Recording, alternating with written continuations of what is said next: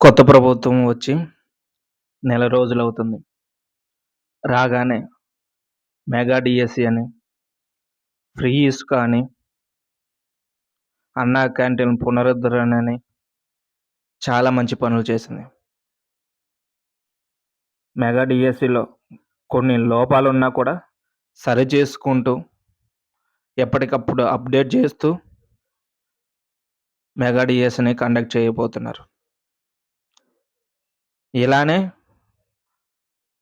కొన్ని హామీలు మిగిలిపోయున్నాయి.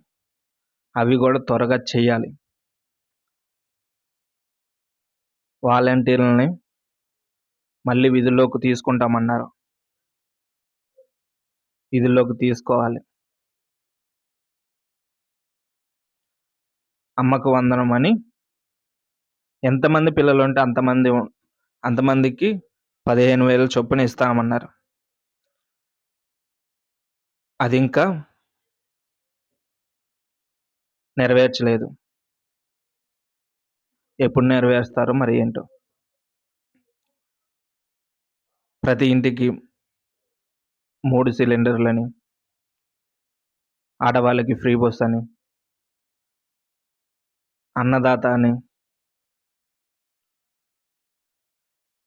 ప్రతి ఆడపిల్లకి 19-59 ఏళ్ల వరకు ప్రతి నెల 1,500 ఇస్తామని చెప్పారు.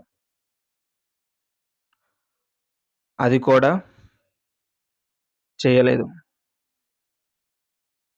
నిరుద్యోగ భృతి కూడా చెప్పారు. అది కూడా చేయలేదు. ఇలా కొన్ని హామీలని మర్చిపోయారా? లేకపోతే అవి చేయటానికి ఏవైనా అడ్డంకులొచ్చాయా? ఆ ప్రభుత్వంలో వైసీపీ ప్రభుత్వంలో వాళ్ళు ఎన్ని హామీలిచ్చినా, ఆ హామీలు నెరవేర్చినందుకే రాష్ట్రాన్ని అభివృద్ధి చేయకపోవటంతోనే మన ప్రభుత్వం వచ్చింది.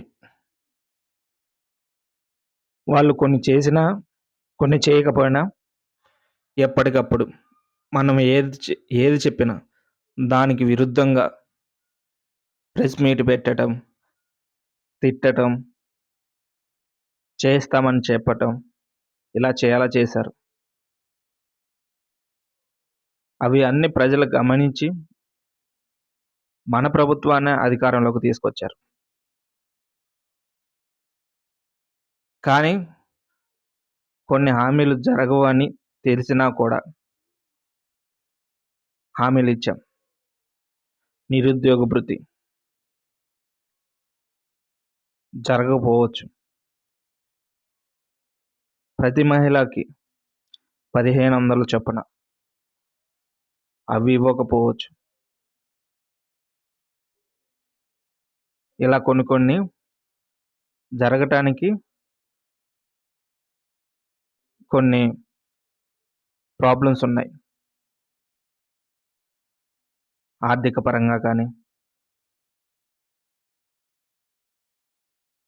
లేకపోతే కొన్ని లోపాల కారణంగా కానీ ఇవి జరపడం చాలా కష్టం. అయినా మేము సంపద సృష్టిస్తాం, అన్నీ నెరవేర్చుతాం అని మనం ప్రజలకు చెప్పాం. ప్రజలకు చెప్పినప్పుడు అవి నెరవేర్చాలి. లేకపోతే అవి నెరవేర్చటానికి కొంత టైము కావాలి. ఎప్పటి నుంచి అమల్లోకి వస్తుందో చెప్పాలి. ఇలా చెప్పనందుకే వైసీపీ వాళ్ళకి ఇవన్నీ ఒక ఆయుధాల్లాగా తయారయ్యాయి. వాళ్ళకి మాట్లాడటమే వచ్చు కాబట్టి, దూషించటం వచ్చు కాబట్టి ప్రెస్ ముందుకొచ్చి ఎలా పడితే అలా చెప్తూనే ఉన్నారు. ఇప్పటికైనా ప్రభుత్వ అధికారులు, మంత్రులు, ఎమ్మెల్యేలు దీన్ని గమనించి ఈ పథకాలు ఎప్పుడు అమల్లోకి వస్తాయో చెప్పాలి. ఇచ్చిన ప్రతి హామీ నెరవేర్చాలి. కొన్ని నెరవేర్చలేకపోయినా ప్రతి హామీని నెరవేర్చడానికి 99% నెరవేర్చడానికి ప్రభుత్వం కృషి చేయాలి. రాష్ట్ర అభివృద్ధియే మన ప్రభుత్వ లక్షణం. రాష్ట్ర అభివృద్ధే మన ప్రభు ప్రభుత్వ లక్ష్యం. కానీ రాష్ట్ర అభివృద్ధి గురించే ప్రజలు మనకు ఓటేయలేదు. మనం ఏదైతే చెప్పామో, ఏదైతే హామీలిచ్చామో, ఆ హామీలను నమ్మి, ఆ హామీలకి కొంతమంది ఆశపడి ఓట్లేశారు. ప్రతి మహిళకి 1500, ప్రతి బిడ్డకి 15,000 ఇలా కొన్ని హామీలను నమ్మి ఏశారు. పింఛన్ ఎలానో నమ్మారు. మనం అలానే చేశాం. పింఛన్ వచ్చే ప్రతి కుటుంబం చాలా హ్యాపీగా ఉంది. మెగా డిఎస్సి వాళ్ళు కూడా హ్యాపీగా ఉన్నారు. ఇలా కొంతమందిని ఆనందింపజేయాలి. అలానే ప్రభుత్వం అభివృద్ధి చేయాలి. రాష్ట్ర అభివృద్ధి చేయాలి. అప్పుడే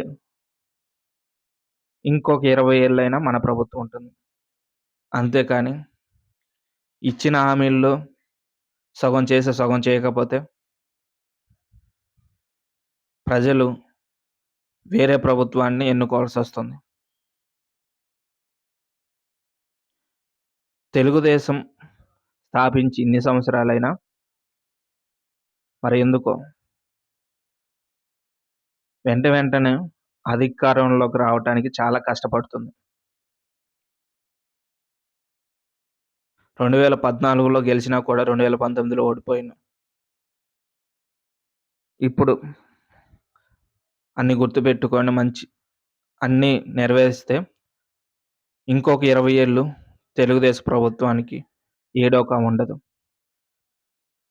ప్రజలు మనల్ని అలా పూజిస్తారు. సో, ఇచ్చిన ప్రతి హామీ నెరవేర్చాలని ప్రభుత్వాన్ని కోరుకుంటున్నాను.